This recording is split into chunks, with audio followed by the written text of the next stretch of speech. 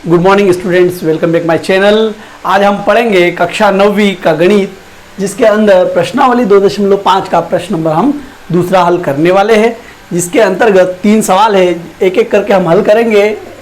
पहला सवाल है 103 गुणा 107। इसे सीधे गुणा किए बिना गुणनफल निकालना है हमें। सीधे गुणा किए बिना, सीधे गुणा करके तो निकाल सकते हैं हम, लेकिन वो नहीं करना है, हमें सीधे गुणा किए बिना निकालना है।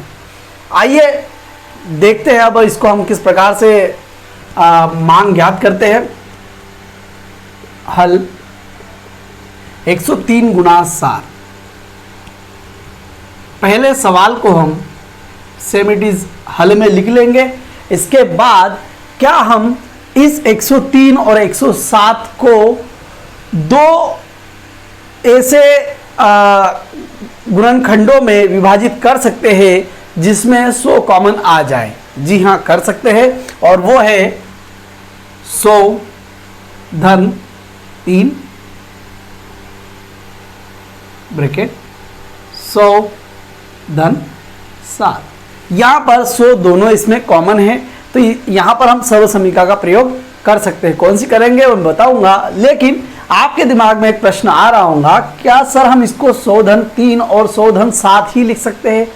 आप किसी भी प्रकार से लिख सकते हो, आपका आंसर वही आएगा, पर हमें वो संख्या कॉमन लेना है जिसका गुणा हम आसानी से कर सके।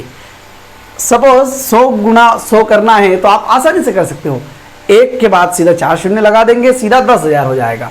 लेकिन अगर मैं इसे ये लिखूं कि 90 धन 13 और यहां लिखूंगा 90 धन 17, तो इस कंडीशन में 90 और 90 गुणा तो हो जाएगा 8100, लेकिन 13 गुणा 17 कहीं ना कहीं कुछ समय ज्यादा लेगा 7 और 3 के गुणा की तुलना में।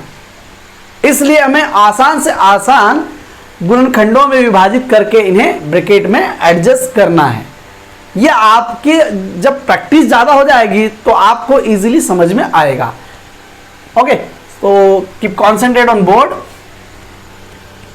यहां पर इन दोनों कोष्ठक के अंदर जो गुणनखंड निकाले हमने, इसकी हम तुलना करते हैं कि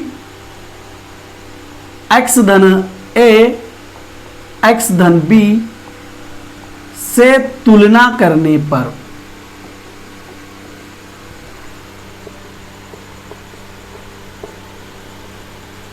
तुलना करने पर यहां देख रहे हैं हम x के स्थान पर 100 है, अर्थात x बराबर 100 आया।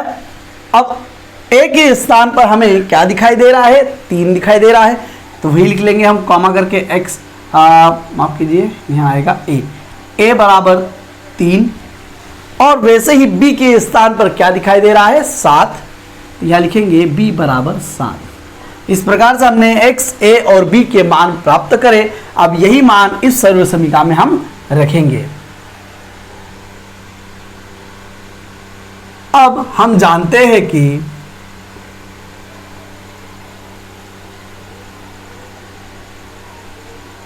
क्या जानते हैं हम? x धन a x धन b बराबर होता है x स्क्वायर धन a धन b गुणा x धन a गुणा b। ये सर्वसमीका होती है, ये सूत्र है। इसके अंदर हम x, a और b के मान रखेंगे। x का मान यहाँ आ जाएगा आपका 100, a का मान आ जाएगा 3, यहाँ x का मान अगेन 100 और b का मान हो जाएगा 7। इसके बाद x का मान 100। अभी मैंने कहा था कि यहाँ इजी संख्या होना, देखो आप 100 का वर्ग करना है, 100 का वर्ग आसान है, 10,000 मैंने अभी बताया था।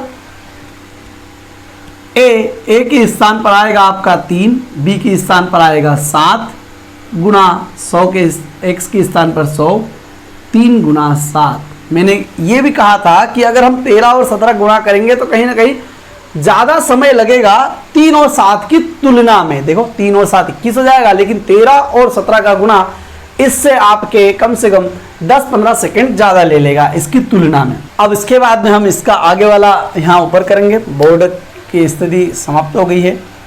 100 गुणा 100 तो ये हो जाएगा आपका 10,000। उसके बाद में 3 धन 7, 10, 10 का गुणा 100 में करेंगे तो ये 1000 और 3 7 21। इन सबको हम जोड़ेंगे तो हमारा आंसर आएगा 11,021। ये हमारा फाइनल आंसर हुआ। इसे नोट कर ले। इसके बाद हम अगला सवाल करेंगे।